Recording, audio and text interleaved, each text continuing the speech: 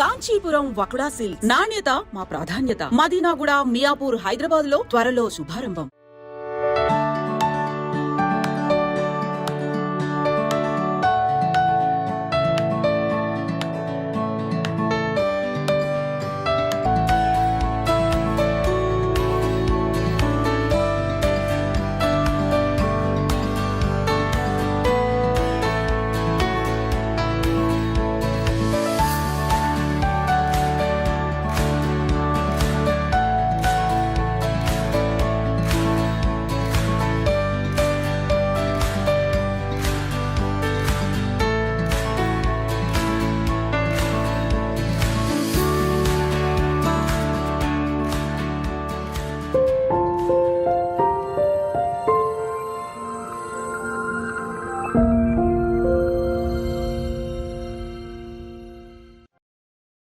ఇంట్లో 5గురు పిల్లలుంటే సందడి సందడిగా ఉంటుంది. ఈ 5గురు పిల్లల్లో ఎవరు ఎక్కువ అల్లరి చేసేవాళ్ళు?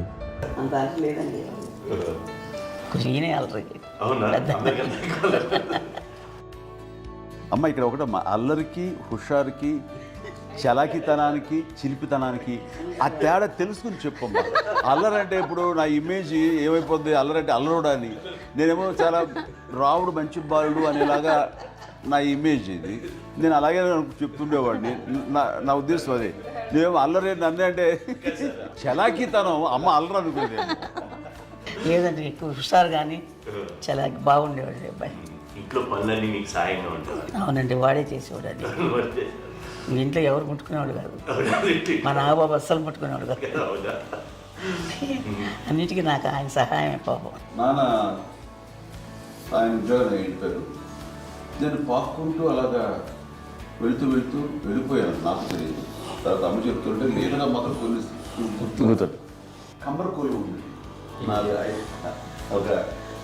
ఒక అది పెట్టి అది వెళ్ళి కూర్చోతా ఏడుస్తున్నాను రోడ్డు మీద. వెళ్ళేసరికి వాళ్ళు 3 years సో నన్ను వాళ్ళు తీసుకెళ్ళి వాడు కమ్మరకులో కూర్చోబెట్టాడు. ఇక్కడికి ఏడుస్తున్నాను, ఎవరికి వెళ్ళాడో తెలియదు వాళ్ళకి. సో అది ఒక గంట పోయిన తర్వాత అమ్మ ఎత్తుకుంటూ వాడు కూర్చోవాలి, చిన్నబిడ్డ అనిపిస్తారు మొత్తం తెచ్చుకో. అది వాడు చూసి ఈ అబ్బాయి అన్నారు. కాదు అనేసింది. అదేంటి అంటారు, సరిగ్గా చూడమ్మా. ఈ అబ్బాయి మా అబ్బాయి. ఏంటమ్మా అంటే ఆ కమర్గోళంలో కింద కూర్చోబెట్టాడు కదా, బస్ అంతా పూజ చేసుకున్నాగా అయిపోయింది. అంటే రంగని కాదు కానీ ఆ కమర్గోళంలో కూర్చోబెట్టడానికి అవి మసిగిస్తూ ఇంకా నల్లగా అయిపోయింది. అంత నలుపుడేసాడు నా బిడ్డ కాదని అమ్మ వెళ్ళిపోబోతుంది. మళ్ళీ డౌట్ వచ్చి ఆగింది. అది కావు నేను నా బిడ్డని వేసాను. చేశాడు తాడీస్ కట్టిందో డౌట్ నాకు.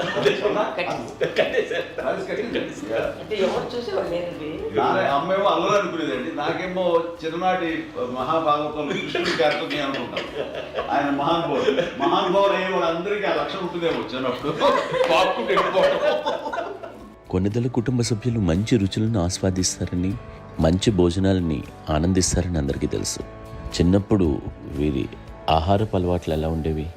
ఇదేవి ఎగిరేవి ఇవి ఎవ్రీ డే 2 పూట్ల ఉండాలంట. మరి నాగబాబు పాపం ఏముంది, తిన్నట్టు ఇష్టం. మరి అన్ని రకాలుగా నాన్న కోసం చేసి పెడుతుంటే మరి తను ఇష్టపడక ఆ తర్వాత లేకపోతే కోపడక ఎలా ఉంటాడు చెప్పండి. 5గురు పిల్లలు అయినా అమ్మా నాన్నలు కొంతమంది పైనే ఎక్కువ దృష్టి పెడతారు. ఈ 5గురిలో మీరు ఎవరి మీద ఎక్కువ ఫోకస్ పెట్టేవాళ్ళు? కళ్యాణ్ బాబు. వాడంటే బాగా, అంటే వాడు ఏది తినేవాడు కాదు అసలు. ఆడికి ఏది తింటాడని ఇప్పుడు వాడికి నచ్చకపోతే, ఇప్పుడు నేనైతే నచ్చకపోతే చాలా గోల్ చేసేవాడిని. అన్నయ్యకేమో చాలా అన్నయ్య ఏది పెట్టినా తినేవాడు, అసలు అడ్జస్ట్మెంట్ మెంటాలిటీ. నాకేమో నచ్చకపోతే చాలా గొడవ పెట్టేవాడిని. తిండి ఇది ఒక అన్నం, ఇది ఒక కూరలు ఇహే అని వెళ్ళిపోయేవాడిని. అమ్మకు అమ్మతో తిట్టి నాకు వెజిటేరియన్ ఎలర్జీ ఉండేది, అంటే చిరాకు అనమాట. కళ్యాణ్ బాబు ఏంటంటే తనకి ఇష్టమైన ఫుడ్ ఉంటే తింటాడు సైలెంట్గా, బాగలేకపోతే సైలెంట్గా వెళ్ళిపోతాడు. అమ్మకి ఇదేమేంటారండి వదిలేమో తన తింటాడు, అటు నిశ్శబ్దంగా నిరసన ప్రకటించేవాడు. దాంతో వాడి గురించి చాలా ప్రొటెక్టివ్గా చూసుకునేది అమ్మ. పైగా చిన్నప్పటి నుంచి కొంచెం వాడు వీక్గా ఉండేవాడు, అంత బలమైన ఇది కాదు. దాని తర్వాత కొంచెం అందుకని అమ్మ వాడిని స్పెషల్గా చూసుకునేది. వాడు స్పెషల్ కిడ్ అయ్యాడు ఇంట్లో. మీ అమ్మగారు మీ అక్క చెల్లెళ్ళకి ఇచ్చిన సలహా ఏంటి? అంటే ఇండిపెండెంట్గా ఉండమంటారు అమ్మ, ఎవరిని డిపెండ్ అవ్వద్దు, మీ పిల్లల్ని నువ్వే జాగ్రత్తగా నేర్చుకో, ఎవరినైనా చేయకు, డిపెండెంట్గా పెట్టద్దు అని ఆవిడ మాకు బాగా ఎప్పుడు ఎక్కువ చెప్తుండేది. నాకు కొంచెం టఫ్ టైమ్స్లో కూడా ఆమె నీ పాటు నువ్వే ఉండాలి, ఎవరి దగ్గర ఉండదు, ఎవరింట్లో ఉండదు, మా దగ్గర కూడా ఉండదు, నీ దగ్గర మటుకు నువ్వే ఉండాలి. అది కష్టం కదండి అట్లా చెప్పడం. చెప్పారు, చాలా తక్కువ చెప్పారు, బట్ నాకు అదే ఇచ్చే ధైర్యం. ఇండిపెండెంట్గా అట్లా ఒకరి దగ్గర ఉంటే నీ గౌరవం తగ్గిపోతుంది, ఎక్కడ ఉండదు. అది చాలా నాకు చాలా ఇన్స్పైరింగ్ ఉండేది అమ్మ మాటలు. అది ఇప్పుడు కూడా అది చాలా హ్యాపీగా అనిపిస్తుంది అని చెప్పింది.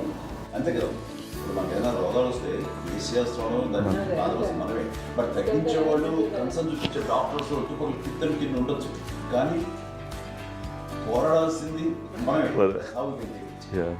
నాకు సార్ కొంచెం ఏదో ఒక డిప్రెస్డ్ ఇదేదో వస్తే ఫేజ్ ఒకటి, నేనేదో ఇంకా మా అందరి నుంచి నేను సపరేట్ అయిపోయినట్టు ఒక సిచ్యువేషన్ వచ్చినప్పుడు అమ్మ నన్ను పట్టుకుని I'm there for you, yes ఎవరు నువ్వు అన్నా ఎస్ అన్న ఫ్రెండ్స్ కానీ ఎవరైనా సరే ఎప్పుడు కూడా అలోన్గా మటుకు అనుకోకు, నేను నాన్న ఆవిడ నన్ను పట్టుకొని ఇచ్చిన అఫెక్షన్ లేదా ఫీలింగ్ అసలు బలం అన్నమాట. ఇంకా ఏంటంటే ఏమైనా చేయగలను నేను, పర్లేదు లైఫ్లో నాకు ఏదైనా సాధించగలను అని ఒక భరోసా తల్లి దగ్గర నుంచి రావడం అనేది నాకు ఎవరు అవసరం లేదనిపించింది. అంత స్ట్రాంగ్గా ఆవిడ వెరీ స్ట్రాంగ్, వెరీ ప్రాక్టికల్. అంత స్ట్రాంగ్ చేసింది నాన్న చెప్పండి.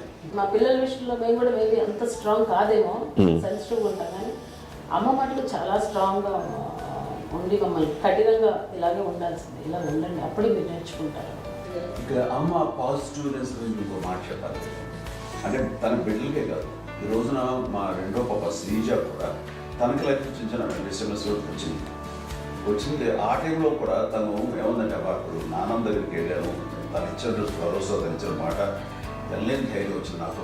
నాన్నమ్మ దగ్గర ఎప్పుడు కూర్చోస్తాడు అప్పుడే పాజిటివ్ ఫీలింగ్ వస్తుందని నాతో షేర్ చేసుకుంటాను. తను మాతో చెప్తుంటే అనిపిస్తుంది కరెక్ట్, అమ్మ ఏం పర్లేదమ్మా, లైఫ్ అంటే ఒకరితోనే అయిపోదు, ఆ ఒక్కడి వల్ల వాళ్ళ ఇన్ఫ్లుయెన్స్ తోటో వాళ్ళు మన మీద నియంత్రించడం కానీ మన బాధల్ని వాళ్ళు చేయడం అవుతాం. జస్ట్ నువ్వు నీ గురించి నీ మనసులో ఏదనిపిస్తే నీ గుడ్ ఫీలింగ్ ఏది వస్తుందో ఆ ఫీల్ ప్రకారం వెళ్ళిపోదు. అంటే ఆ జనరేషన్ పీపుల్ ఎక్స్పెక్ట్ అలా కాదు, ధైర్యం ఉండి అందరికీ ధైర్యం బాగా దొరికొస్తారు.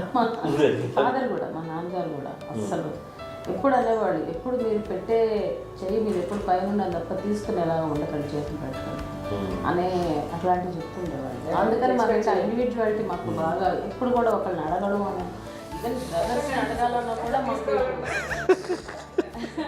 అది పడిపోయింది మైండ్లో, కొంచెం కష్టపడ్డది. సో నాకు అంటే ఆవిడ మా అమ్మ ఏదన్నా కొంచెం డిప్రెస్ అయినా నేను చాలా ఎక్కువ అమ్మకి షేర్ చేసుకుంటే, అన్నయ్య కూడా లేడు, అన్నయ్య ఉన్నప్పుడు ఓకే, లేనప్పుడు నేను ఎక్కువ షేర్ చేసుకున్నాను. బట్ ద బెస్ట్ థింగ్ మా అమ్మ దగ్గర నుంచి హగ్ అండి. ఈరోజు కూడా మా అమ్మని హగ్ చేసుకోకపోతే అంటే అది నాకు మా అందరిలోనూ, అంటే ఆవిడ పెద్ద చదువుకున్న వ్యక్తి కాదు, పెద్దగా బయటికి వెళ్ళి నా ఎక్స్పోజర్ కాదు, కానీ ఇవాళ అన్నయ్య కానీ విజయ, మాధవి, నేను, కళ్యాణ్ బాబు ఈ రోజుకి టుగెదర్గానే ఉంటాం. మేబీ మాకు కొన్ని విషయాల్లో నాకు మా మాధవ్కి డిఫరెన్స్ ఆఫ్ ఒపీనియన్స్ ఉండొచ్చు, మా చెల్లికి మా అన్నయ్యకి అట్లా ఉండొచ్చు, ఉంటుందండి ఫ్యామిలీ అన్న తర్వాత. కానీ ద ఇన్విజిబుల్ బాండేజ్ మా అమ్మ ఇచ్చింది, ఆ లవ్ అండ్ ఎఫెక్షన్, హగ్, అవన్నీ ఆవిడ నాన్ వెర్బల్ అడ్వైజ్ ఏంటంటే అందరూ అలా కలిసి ఉండాలనేది ఆవిడ నుంచి మేము నేర్చుకున్నామండి. అది ఇట్స్ ఇస్ నాట్ వర్డ్లీ, అది నోటి మాట కాదు, అది వెర్బల్గా కాదు, నాన్ వెర్బల్గా చెప్పినటువంటి ఇది. సో అందుకని అది మాకు గొప్ప, మేమందరం ఇప్పుడు అలా ఉండడానికి కారణం, అంత కలిసి ఉండడానికి కారణం, మెయిన్ కారణం మా అమ్మ అండి. అది సో అందరూ ఉండాలనేది మా అమ్మ అడ్వైస్. ఇప్పుడు కూడా నేను ఎప్పుడైనా ఏదైనా ఫీల్ అయినా, అన్నయ్య ఫీల్ అయినా, లేదు నాన్న అట్లా వదుకు, ఇట్లా ఉండండి, ఇట్లా ఉండి ఇప్పటికీ చెప్తుంది. మేము ఎవరైనా ఎప్పుడైనా మా చెల్లితో గొడవపడ్డా అనుకోండి, నేను అట్లా అనకరా అని, ఎట్లాగా అన్న ఏమో లేదులేమ్మా ఏదో అన్నాను కానీ ఫీల్ అవ్వకమ్మా, మేమందరం కలిసి ఆవిడని అసలు టెన్షన్ పెట్టమండి మేము. సో అలా అది ఆవిడ నేర్పించింది, అలా కలిసి ఉండటం అనేటువంటి బాండేజ్ని ఆవిడ తన ఒక హగ్తో చెప్పింది. అన్నయ్య సినిమా చూడండి, జాదుకే చెప్పాను కూడా అది మా అమ్మ దగ్గరే ఉందండి. శంకరదాదాలో చెప్తాడు చూడండి. ఇప్పుడు మోడర్న్ వర్డ్స్లో చెప్పాలంటే మీ అందరికీ ఆవిడ ఒక వైఫై లాంటిది. Yes, you can say that. Yes yes. ఇంకొక అడ్వైజ్ కట్టండి, అమ్మ విషయంలో నేను గొప్పగా ఫీల్ అయ్యేది కానీ చాలామంది పెద్దలు రిటైర్ అయిపోయి విశ్రాంతి తీసుకుంటున్నటువంటి పెద్దలందరూ కూడా ఆచరించే విధంగా ఒక విషయాన్ని నేను గమనించాను. ఇప్పుడంటే నా దగ్గర ఉంటుంది కాబట్టి ఉన్నాను. అమ్మ విడిగా ఇంకొక ఇంట్లో ఉండేది. 9 సంవత్సరాలు నాన్నగారు దూరం దగ్గర నుంచి ఉండేది. 5 సంవత్సరాలు ఒంటరిగా ఉండి నన్ను బిడ్డలందరూ ఎవరు మానవులు వెళ్ళిపోయారు, నేను ఒంటరి అయిపోయాను అన్న ఫీలింగ్ అమ్మకు ఎప్పుడు ఉండేది కాదు. తర్వాత బిడ్డలు ఆయా వాళ్ళ టైం బట్టి వచ్చి చూసుకుంటే సరిపోతుంది. అది వారమా, నెలక, 2 నెలక, అసలు ఒకసారి రాలేని పరిస్థితిలో ఉంటుంది. 5-6 నెలల పాటు ఇదే ఊళ్ళో ఉండి పక్క వీధుల్లో ఉండి ఎవరి పనులు వాళ్ళు బిజీగా ఉండి, ఎవరి షూటింగ్ వాళ్ళు బిజీగా ఉండి, ఎవరి ప్రొఫెషన్లో వాళ్ళు బిజీగా ఉండి, ఎవరి ప్రొఫెషన్లో వాళ్ళు బిజీగా ఉండి, తన సంసారం తను బిజీగా ఉంటాను. ఒకసారి అమ్మ ఏమీ ఫీల్ అయ్యేది కదా, ఏంటమ్మా రావట్లేదు, అసలు పట్టించుకోవట్లేదు ఏంటి అంటే అంతేలేమ్మా అని ఇలాంటి నిరసన మాటలు కానీ, ఈసరింపు మాటలు కానీ, లేకపోతే న్యూనతాభావం కానీ ఇలాంటివి ఎప్పుడు అమ్మకు లేవండి. వచ్చారు అబ్బాయి ఏం చేసి పెట్టడా చెప్పండి అంటూ చాలా పాజిటివ్ ఉండి ఇప్పటికీ కూడా తను సపరేట్ కిచెన్ మా ఇంట్లో ఎంతో అందరూ వేరే కిచెన్. ఎందుకంటే అమ్మకి మోస్ట్ స్ట్రెస్ బస్టర్ వచ్చేసినా లేకపోతే ఏదో రిలీఫ్ ఏంటంటే తన కిచెన్లో కూర్చొని వండి అందరికి పెట్టాం. ఇప్పటికే కళ్యాణ్ బాబు అక్కడక్కడ తిరిగేసి ఎక్కడెక్కడో చేసి నిరసనలు చేసి అన్ని రకాలు చేసి వస్తే అమ్మకి చాలా జాలి. ఆడేదో ఇంక మేము గుడ్లా కష్టపడుతున్నాం కానీ ఆడి ఎంతలో వెళ్ళేదో మీ టీవీలో వాటిలో అది ఎక్కువగా చూపించేసరికి వాడే కష్టపడతారు, మేము కష్టపడలేదు ఫీల్ అమ్మకి. అందులో వాడు రాగానే ఎలా వచ్చావా అని అమ్మ ఎక్కడ కళ్యాణ్ బాబు అంటే ముందు అమ్మను కానీ ఎక్కడ కళ్యాణ్ బాబు తను ఎక్కడ ఉంటాడు, ఏ ఉంటాడు తెలుసు. అది తెలిసిన ఎక్కడ తను వాడికి ఇష్టమైన బిర్యానీ అవి చేసి చక్కగా పంపించి అన్నీ చేస్తుంటారు. అట్లాగా బిడ్డలకి పెట్టడమే తప్ప బిడ్డల నుంచి ఈ వయసులో ఎక్స్పెక్ట్ చేయడం లేకపోగా కొంచెం పట్టించుకోవట్లేదు అనే ఒక న్యూనత భావంలోకి వెళ్ళిపోయి సైకలాజికల్ డిప్రెస్ అయ్యే మదర్ నమ్మకం కాదు. ఆ రకంగా మాకందరికీ భరోసా. మేము కూడా పెద్ద అయినా బిడ్డలు వాళ్ళ ప్రవృత్తి ఉద్యోగరీత్యా వాళ్ళు వృత్తిరీత్యా వాళ్ళు దూరం అయిపోయి మనల్ని చాలా కమ్యూనికేషన్ గ్యాప్ వచ్చినా సరే బిడ్డలు నాకు దూరం అయిపోయి పట్టించుకోవట్లేదు. ఇలాగే చూసావా వెళ్ళి ఎంత ఇదిగా వదిలేవాళ్ళు గురించి ఇప్పుడు ఏమైపోయాను అన్న ఇంత కొంచెం బాధపడలేదు వాళ్ళకి అంటూ నెగిటివ్ సైడ్ ఆలోచించే విధానం లేనే లేదు. అది మా అందరికి ఎంత కంఫర్టబుల్ అంటే అంత కదా. ఎంచుకోకపోతే మాధవ చూసుకుని మాధవ లేకపోతే నాగబాబు వెళ్తుంటాడు కడియడం వల్ల మా విజయ్ చూసుకుంటున్నది సరే నాకు కళ్యాణ్ బాబు తను చూసుకుంటుంటాడు. ఇలా ఎవరో కూడా వెళ్తూ ఉంటాం. అమ్మ మాత్రం అది వెరీ గుడ్ హెల్దీ. నేను చాలా మంది తల్లిదండ్రులు చూశాను, వాళ్ళు చాలా ఇబ్బంది పడుతూ ఉంటారు. పట్టించుకోవట్లేదు, మేము అర్థం చేసుకోగలము కానీ వాళ్ళు వస్తే బాగుంటుంది కదా అనేది ఉంటుంది. ఫీల్ అవుతారు. అవును, అలాంటి ఫీల్ ఏం లేదు. పైగా బిడ్డలు వస్తే వాళ్ళు ఏం చేసి పెట్టాలా అనే ఆలోచన. అది వెరీ హెల్దీ. చాలా మంది ఆచరించాల్సిన గొప్ప విషయం అనుకుంటాను.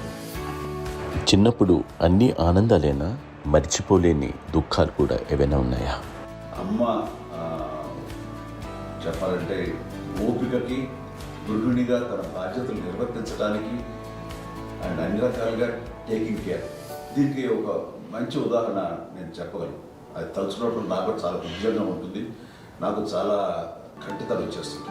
అమ్మకి మేము 5 బిడ్డలు అండ్ పురిట్లోనూ 1 year పెరుగో 2.5 years పెరుగో 3 బిడ్డలు చనిపోయారు.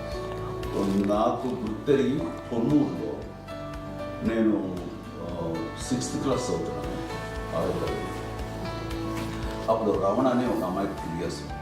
రమణ అంటే మా ముగ్గురు మా ముగ్గురికి కంటే పెద్దది, మా కంటే పెద్దది, కళ్యాణ్ బాబు కంటే పెద్దది, మాకంటే మధ్యలో పిల్ల. తనకి అప్పట్లో మా నాన్నగారు ఉద్యోగరీత్యా క్యాంప్కి వెళ్ళిపోతుండేవారు. ఏమి ఉండేది నాన్న చెప్పాలంటే ఫుడ్లో కష్టపడేవారు, ఇంకా నాన్న చెప్పినట్టు కదా, నాగో చెప్పినట్టు. కానీ ఇంటి బాధ్యత, ఇంటి పనులు, రోగాలు వచ్చిన రుచులు వచ్చిన హాస్పిటల్కి తీసుకెళ్ళాలట ఏదైనా సరే అమ్మే పడేది. ఆ శ్రమ తీసుకున్న టైంలో అమ్మకి అసిస్టెంట్కి నేను సహాయపడుతుండేవాడు. అమ్మ నాకు ఫ్రెండ్స్ అలా నిజంగా ఎప్పుడు నాకు గుర్తేది నాకు తెలియదు. నాకు లేదు ఫ్రెండ్స్తో తిరగడం అని అమ్మ పట్ల ఉండేవాడు. అలాంటి నేను ఆ పిల్లకి బ్రెయిన్ ఫ్యూర్ వచ్చింది. ప్రభుత్వ ఆసుపత్రి పొన్నూరులో ఆ పిల్లని చేర్పించినప్పుడు 2-3 days అయిన తర్వాత ఒక బ్యాడ్ న్యూస్ వినాల్సి వచ్చింది. తెల్లారికి కాన్షియస్ పోయింది. ఏం చేయాలో తెలియదు. అమ్మ వయసు చిన్నది. ఇద్దరు తీసుకుని ఆ బిడ్డని నేను ఒళ్ళో పెట్టుకుని శవాన్ని, డెడ్ బాడీని రిక్షాలో ఇంటికి వెళ్ళాలి. ఇప్పటికీ నాకు గుర్తు ఆ విజువల్స్. అని నాన్నకి తెలియదు ఏ విషయం. నాన్న ఎప్పుడు వస్తారో తెలియదు, ఎలా కమ్యూనికేట్ చేయాలో తెలియదు. అది తీసుకుని వెళ్ళిన తర్వాత ఇంట్లో గొడవ పెడుతుంటే ఏం చేయలేదు. చుట్టుపక్కల ముస్లిం సోదరులు ఉండేవాళ్ళు, ఫ్యామిలీస్ అక్కడ. అంటే మసీదు, పొన్నూరు మసీదు పక్కన మా ఇంట్లో ఆనుకుంది. ఆ ఇంట్లో అందరూ వచ్చి చూసేవాళ్ళు, వాళ్ళే హెల్ప్ చేసేవాళ్ళు. ఏం చేయాలో తెలియదు. నెక్స్ట్ రిచువల్స్ ఎలా చేయాలో, కంపకాలు ఎలా చేయాలో తెలియదు. తను చిన్నది, మిగతా అందరూ పరిసరులే. సో అలాంటి పరిస్థితుల్లో కమ్యూనికేషన్ చుట్టుపక్కల వాళ్ళు మీరు వచ్చి చేయాల్సిన కార్యక్రమాలు చేశారు. ఆ సమయంలో నాకు ఎక్కడో కమ్యూనికేట్ చేసి డిపార్ట్మెంట్ ద్వారా నాన్న వచ్చేసరికి అన్నీ అయిపోయింది. ఇప్పటికీ నాకు ఇంటి దగ్గర మేము ఇలా ఎన్ని పురుషులు ఎన్నుకుంటున్నామంటే ఎలాంటి ఇది లేకుండా జాగ్రత్త అనే ఒక హెచ్చరికలాగా చేస్తూ అండ్ పంపించాలని సపోర్ట్ చేశాను. అండ్ ఇప్పుడైతే నా మీద నమ్ముకుంటే నేను ఏ నిర్ణయం తీసుకున్నా మరో మాట. అండ్ తనకి హాస్పిటల్ పెద్ద ఫోబియా. నేను ఎక్కడికి వస్తాను హాస్పిటల్. ఈ మధ్యకాలంలో సరే అమ్మని మోకాల ఆపరేషన్ జరిగింది. అమ్మని కొంత బాధపడుతున్నావు, అసలు ఈ రోజున వచ్చిన మెడికల్ అడ్వాన్స్మెంట్లో నీకు అసలు ఏ బాధ తెలియకుండా మోకాల ఆపరేషన్ రీప్లేస్ చేస్తారు అని వీళ్ళందరూ చెప్పాలి భయపడతాను. ఎందుకంటే ఫస్ట్ ఎలా సపరేట్ అవుతాను ఎలా చెప్పాలి తెలియదు. ఒక వీళ్ళంతా కలిపి నీ మాట వింటుంది, వీళ్ళ మాట మీద నువ్వు చెప్తే వింటుంది. సరే నేను చెప్పాను అంతే. ఏదో నాలుగు ముందు చెప్తే ఎలా ఉన్నారు సరే ఇష్టం రా లేదులే మా ఊరికి పర్లేదు అని మళ్ళీ ఇంటికి వచ్చాక మళ్ళీ తెప్పించి మిషన్ తెప్పించి మళ్ళీ టెస్ట్ చేయించి అందరూ బాగుంది ఏమి లేదు అన్న తర్వాత అప్పుడు ప్రతితో పట్టడం ఏదో ఉంది మమ్మల్ని టెస్ట్ చేయించాలని చెప్పి శ్రద్ధ ఎక్కువ. మీ పిల్లలకి సంగీతం డాన్స్ నేర్పించారని విన్నాం, అది నిజమేనా? తనకేమో డాన్స్ నేర్పించడం కాదు, అది నేర్చుకోలేదు. నాకు వచ్చేసి ఇప్పుడు డాన్సింగ్ స్టార్ ఎదిగారంటే అది మా పెద్ద చెల్లి విజయ కారణం. అప్పుడు తనకి 5 ఏళ్ళు, నాకు 9 ఏళ్ళు ఉంటాయి. ఉంటుంది 10-11 ఏళ్ళు ఉంటాయి నాకు. బాపట్లనా? సో బాపట్ల చాలా చిన్నది, 5 ఏళ్ళు. నాకు ఒక 11-12 ఏళ్ళు. తను తీసుకొని గోడ మీద పెట్టుకోవడం అలా కూర్చొని చూస్తుండేవాడు. కూర్చుంటే అది నేర్చుకుంటుంది. నేను మానసికంగా నేర్చేసుకున్నామండి. ఇప్పటికీ ఆ స్టెప్స్ ఏమిటి వేస్తాను అంతగా ఇప్పుడు తనకి తరబడతాయి. ఇంకోటి ఏంటమ్మా నమో నమో ఎన్ని ఉన్నాయో సాంగ్స్ నేను నేర్చేస్తున్నాను అన్నమాట. 5 పిల్లల్లో ఎవరు ఎక్కువ పని చేసేవాళ్ళు, ఎవరు తక్కువ పని చేసేవాళ్ళు? ఏ పని చేయనండి, చేసేవాడు కదా. అని అన్నయ్య చేసేవాడు, అన్ని పనులు అన్నయ్య చేసేవాడు. ఇక మా చిన్న చెల్లి పెద్ద చెల్లి ఎక్కువ చేసేది.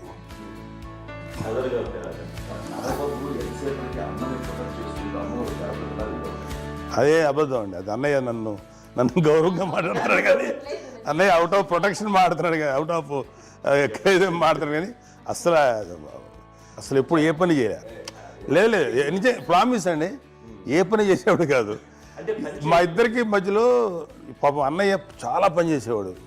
ఎంత పని చేసేవాడు, నేను ఇచ్చిన తర్వాత మళ్ళీ నాకు ఏదైనా చిన్న పని చెప్తే అది కూడా నువ్వే చేయనివ్వండి. ఆ కోపం వచ్చి ఒకడు కొట్టేవాడు. కొడితే కోపం వచ్చేది తప్ప నేను వెళ్ళేవాడిని కాదు. అమ్మకి ఎప్పుడు ఏంటంటే ఒక ఇదే పని చేయడని, అంతే. నిజంగా ఏ పని చేసేవాడిని కాదు. అవునా?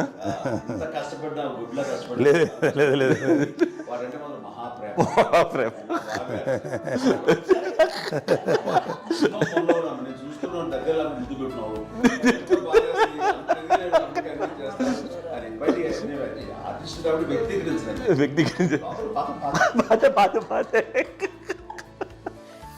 చిన్నది కాబట్టి చివరిది కాబట్టి తనంటే బుద్ధాడి, నేను పెద్దోడు కాబట్టి నేను అతని ఎక్కువ కష్టపడింది కానీ మా నాన్నగారి చేతిలో ఎక్కువ అంటే నాన్న బాగా కోపం ఎక్కువ అనుమానించింది కానీ అన్నయ్య పాపం బాగా దొరికేసేవాడు పాపం. ఒకసారి అంటే మరి మాకే అనిపి ఏంటి ఇంత దారుణంగా ఉంది నాన్న మీద కోపం వచ్చేది నాకు. నాన్న మీద కోపం వచ్చేది, వాళ్ళని చూసి బాధ అనిపించేది. అమ్మాయి ఏమనేది కాదు. సరే అయినా సరే ఎప్పుడు కూడా పోనీ అన్ని చేసినా మళ్ళీ తను హైపర్ యాక్టివ్ అన్నయ్య. ఫుల్ ఎప్పుడు ఇప్పటికీ ఉన్నాడు. ఇప్పుడు ఈ రోజు కూడా అదే అన్నయ్య, సేమ్ హైపర్ యాక్టివ్. యూజువల్గా పెద్ద కొడుకు కొంచెం అంటే సూపర్గా ఒక నిదానంగా ఉంటాడు అంటారు. బట్ అన్నయ్య దాని జస్ట్ ఆపోజిట్. యూజువల్గా ఆఖరి పిల్లలు హైపర్ యాక్టివ్ ఉంటారు, అన్నయ్య పుట్టడమే భయంకరమైన హైపర్ యాక్టివ్. ఒకప్పుడు అమ్మాయిల్ని ఎక్కువగా బయటికి పంపించేవాళ్ళు కాదు, అబ్బాయిల మీద కూడా అనేక ఆంక్షలు ఉంటూ ఉండేవి. మీ పిల్లల్ని అలా ఆంక్షల మధ్య పెంచారా, లేకపోతే పూర్తి స్వేచ్ఛనిచ్చారా? అంటే మాకు మా నాన్నగారు కానీ మా అమ్మగారు కానీ అండి మాకన్నా చాలా బ్రాడ్ మైండ్ ఉన్న వ్యక్తులండి. ఎందుకంటే పిల్లలు ఎక్కడన్నా బయటకు వెళ్తే ఇప్పుడు మేమైతే భయపడిపోతాం. మా విజయ్ కానీ మా చిన్న చెల్లి అన్నయ్య నేను అందరం కూడా ఇవాళ ఉన్న పరిస్థితిలో వాళ్ళు ఎప్పుడు భయపడేవాళ్ళు కాదండి. ఎక్కడికి వెళ్తాను నీళ్ళని ఇచ్చేవాళ్ళు, లేట్ అయినా అసలు ఏమనేవాళ్ళు కాదు. లేకపోతే ఏదైనా మోటార్ బైక్లు వేసుకున్నాం, లేకపోతే కారులో ఎట్లా పడితే ఎట్లయినా సరే ఏమనేవాళ్ళు కాదు. వాళ్ళు తెలియకుండానే మాకు ఒక ఫ్రీడమ్ ఇచ్చారండి. సో దట్ అదే ఆ ఫ్రీడంలో భాగమే అన్నయ్య కానీ ఇండస్ట్రీకి వెళ్ళాలంటే కూడా ఒక వ్యక్తి ఒక కొడుకు ఒక గొప్ప కెరీర్ని పర్సూ చేసుకుంటూ వెళ్తున్నప్పుడు నాన్నగాని అమ్మగానే ఓపెన్ మైండ్ తోటి అసలు నువ్వు వెళ్ళి నాన్న ఎంతకాలం వెళ్తావచ్చు, నువ్వు ప్రయత్నించని చెప్పి అలా వదిలేశారండి. అన్నయ్య కూడా ఏంటంటే మోస్ట్ రెస్పాన్సిబుల్గా వెళ్ళి చాలా మేజర్ అమౌంట్ అన్నయ్యకి కూడా పెద్ద అమ్మకు వందలు ఇచ్చేది కాదు. కరెక్ట్గా ఆ ఇన్స్టిట్యూట్లో చదువుకునేటప్పుడు ఎంత ఇవ్వాలో కరెక్ట్గా ఇచ్చేది. తనకి ఎక్స్ట్రా ఖర్చు పెట్టుకుంటే అంటే అట్లా ఉండేది అంతే కదా. అంత జాగ్రత్తగా అన్నయ్య కూడా అంత రెస్పాన్సిబిలిటీగా రెసిప్రోకేట్ అయ్యి చేసి అందువల్ల మా అమ్మ నమ్మకం మా అమ్మగారి మా నాన్నగారి నమ్మకాన్ని అన్నయ్య ఎప్పుడు అది పాడు ఇంత నమ్మకానికి 10 times ఇచ్చాడు. ఏ వయసెస్ వైపు కానీ ఏ అలవాట్ల వైపు కానీ ఎందులో ఇండల్జ్ అవ్వకుండా నాకు నేనుగా నియంత్రించుకుంటూ సరైన మార్గంలో వెళ్ళేలాగా నాకు వెళ్ళడానికి లోపల ఆ స్ట్రాంగ్ థాట్ అడగగానే వాళ్ళు రెసిస్ట్ చేస్తే ఇచ్చాను ఆపేశారు అని ఏదో చిన్న రిలక్టెంట్ ఫీలింగ్ ఉంటుంది. వాళ్ళ మీద చిన్న కోపం నిరసన ఉండేది. వాళ్ళు అలా లేకపోవడానికి వాళ్ళు వెంటనే అడిగిన వెంటనే జాగ్రత్త అనే నిర్ణయం ఉండేది. కానీ జాగ్రత్త అని హెచ్చరిక చేయడంతో నాకు మరింత బాధ్యత తిరిగి గుర్తు తిరిగి నేను నడుచుకుంటూ వెళ్ళాను. కాబట్టి అది నాకు ప్లస్ అయింది వాళ్ళ దగ్గర. అంటే మదర్ అంటే తల్లి అనే కాదు, మదర్ ఫిగర్ ఎవరిచ్చినా సరే అది నానైనా తల్లితో సమానం అనుకుంటాను. నాకు చెప్పినట్లుగా అట్లాగా అలిసిపోయి వచ్చిన నాకు కాళ్ళు నొక్కుతుంటే నాకు భయం వేసేసేది. ఆ తర్వాత పడుకో గదవాయించేవాడు, అది కూడా కోపం. అంటే ఉదాహరణ అంటే మళ్ళీ అది నాకు తిడతారు, ఎందుకు కాదు పడుకుని ఎక్కడ నిద్ర వస్తాయండి నాన్న అంటే. సో ఆ రకంగా నాన్న తన ప్రేమ చూపిస్తుంటాను. ఆ తర్వాత గోండా టైప్లో కూడాను నేను ట్రైన్ కింద వెళ్తుంటే నాన్న అక్కడే ఉన్నారు, రాజమండ్రి దగ్గర ప్రాంతంలో. ఆయన చాలా కోపం చేస్తుంది, ఇలాంటి చేస్తుంటావు నువ్వు, ఏదైనా అయితే ఏంటి అనేది చెప్పి. ఏం పర్లేదన్నా ఏమవుతుందో అన్ని రకాల సేఫ్టీ అన్ని రకాల జాగ్రత్త తీసుకున్నాం. ఈ రోజు ఉన్నంత సేఫ్టీ అప్పుడు లేదు. అయినా సరే రేపు పొద్దున నీ కొడుకులు ఇలాంటి పరిస్థితుల్లో నీకు తెలిసి వస్తారు అప్పుడు అనేవాడు. ఎన్నిసార్లు అనేవాళ్ళు నాకు నిజంగానే మగధీర టైంలో బుర్ర పెట్టుకుని ఆ రోడ్డు మీద పడిపోయారు అని అన్నప్పుడు నాకు ఆ ఫస్ట్ టైం ఆ ఫీలింగ్ కలిగింది.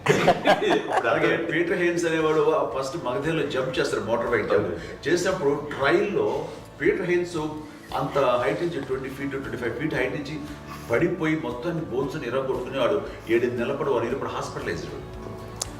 అది వీడైతే ఏమో తలుచుకుని భయం వేసేసేది. అప్పుడు నాన్న గుర్తుకొచ్చేవాడు, ఓహో వాళ్ళ టెన్షన్ ఇంతే లేదు, మనకి మన కొడుకు వస్తే తెలియదు ఈ మాట నాన్న ఎప్పుడు అన్నారని అనిపిస్తుంది. Sweet memories. అత్త కోడళ్ళ మధ్య అనుబంధం ఎలా ఉంటుంది?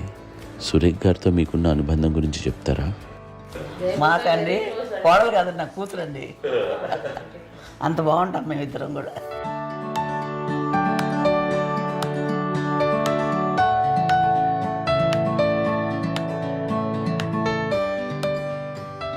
మీది ఒక అందమైన ఉమ్మడి కుటుంబం, అందరూ కలిసి ఉంటారు. ఇంత ఆనందంగా ఉండడానికి కారణం ఏంటి? దీనికి పునాది ఎవరే వేశారు?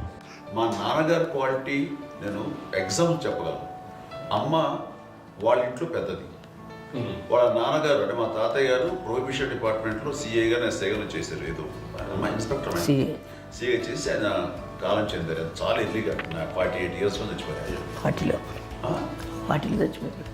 40 దాదాపు 40 సరిపోతే ఆయనకి అప్పటికి అమ్మ కాకుండా 4 బిడ్డలు. అమ్మ తర్వాత అబ్బాయి తర్వాత 3 ఆడపిల్లలు. వాళ్ళు ఏంటంటే రాకరావిడి నాగబాబు కంటే కూడా చిన్నవాడు. అది ఆ వయసు అంత చిన్నవాడు. అమ్మ మా పిన్నమ్మలు నాకంటే చిన్నవాడు. అలాంటి పిన్నమ్మల్ని ఆయన వీళ్ళ నాగ చనిపోయిన తర్వాత తన ఫ్యామిలీ అంతగా నాన్న పెంచారు. నాన్న కూడా అరాపురా శాలరీ మీద బతికేదే తప్ప కూడా కాదు. సో తనకు మిగిలిన దాంట్లో మళ్ళీ ఆ ఫ్యామిలీని చూసుకోవడం, మా అమ్మమ్మను చూసుకోవడం, వాళ్ళ మంచి చెడు చూసుకోవడం. వాళ్ళకు ఇల్లు మాత్రం ఉంది మొగల్తూరులో. ఆ ఇంట్లో వాళ్ళు అద్దెకు వస్తే ఆ కొంచెం